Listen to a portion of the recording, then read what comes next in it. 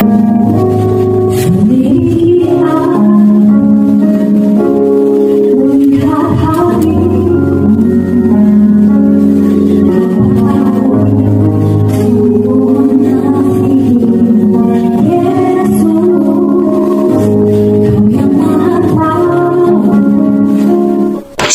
selamat pagi pemirsa dimanapun berada. Seperti biasa sebelum melakukan aktivitas kita hari ini, kita akan mendengarkan renungan pagi dari Ibu Sitanggang. Sebelum mendengarkan renungan pagi kita pada pagi hari ini, kita sama-sama berdoa. Bapa yang baik yang bertata dalam kerajaan surga, kami mengucap syukur Tuhan berkat yang boleh kami rasakan hingga pada pagi hari ini. Kami boleh bangun dalam keadaan sehat. Sebentar Tuhan kami akan mendengarkan firman-Mu melalui renungan pagi. Kiranya Tuhan menjamah hati dan pikiran kami, sehingga firman ini kami boleh mengerti dan kami lakukan dalam kehidupan kami. Hati umat-umat Tuhan yang mendengarkan firman-Mu pada pagi hari ini, biarlah berkat kesehatan, rezeki yang daripada-Mu boleh menjadi bagian mereka. Berkati kami Tuhan sepanjang hari ini, mohon ampun dosa pelanggaran kami, karena kami berdoa dalam nama Yesus yang menebus kami dalam dosa. Amin. Judul renungan pagi kita pada pagi hari ini, dibersihkan. Ayat intinya saya ambil dari Ibrani 12 ayat 6. Karena Tuhan menghajar orang yang dikasihinya, dan Ia menyesah orang yang diakuinya sebagai anaknya. Saudara yang diberkati Tuhan, sebagai seorang guru, bersentuhan dengan tinta itu adalah keseharian saya. Tangan saya terkena tinta yang sulit dihilangkan. Memakai sabun tidak cukup. Cara tradisional yang sering saya pakai adalah menghapus dengan lap yang dicelupkan ke bensin. Tidak hanya melap biasa, tapi berulang kali dengan kuat. Tentu itu tidak senyaman membersihkan dengan air sabun, tapi tetap harus dilakukan agar tangan saya kembali bersih.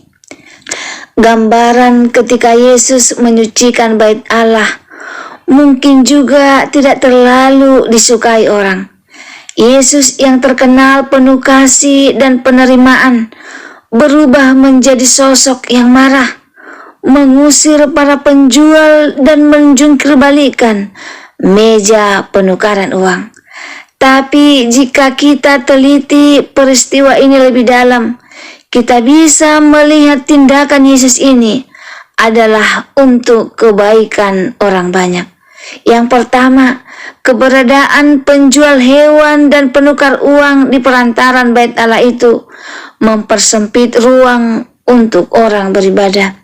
Yang kedua, karena para peziarah bait Allah berasal dari berbagai tempat. Banyak mereka yang datang dari jauh tidak bisa membawa hewan sendiri.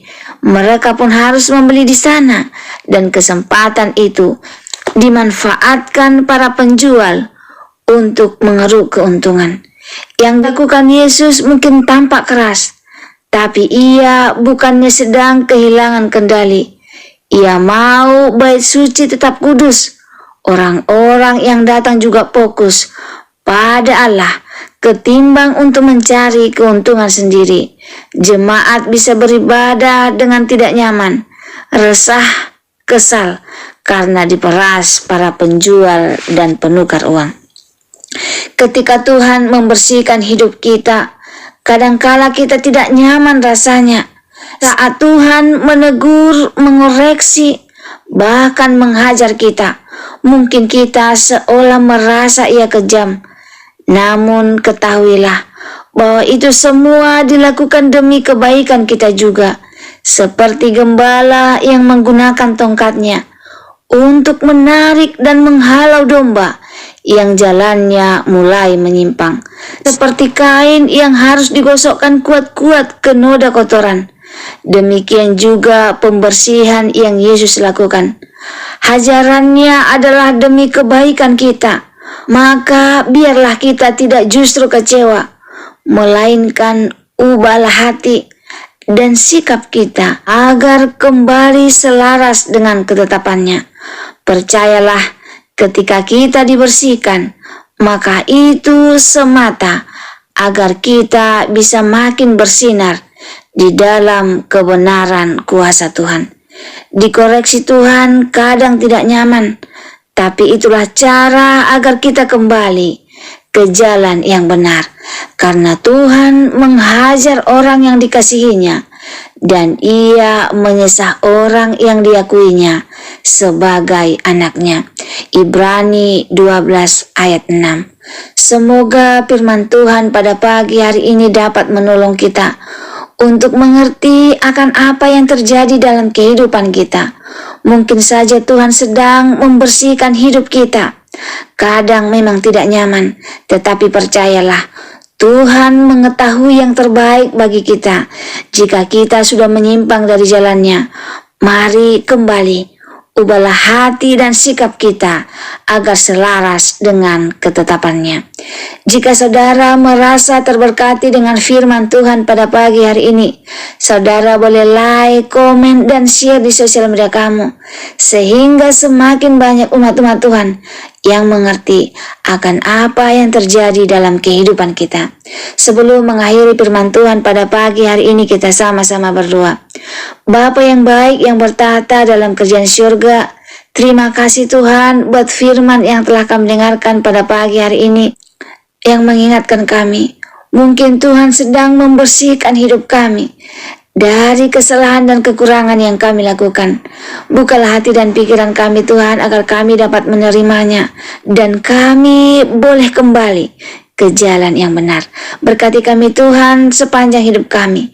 Mohon ampun dosa pelanggaran kami, karena kami berdoa dalam nama Yesus yang menebus kami dalam dosa. Amin. Terima kasih pemirsa telah mendengarkan firman Tuhan pada pagi hari ini.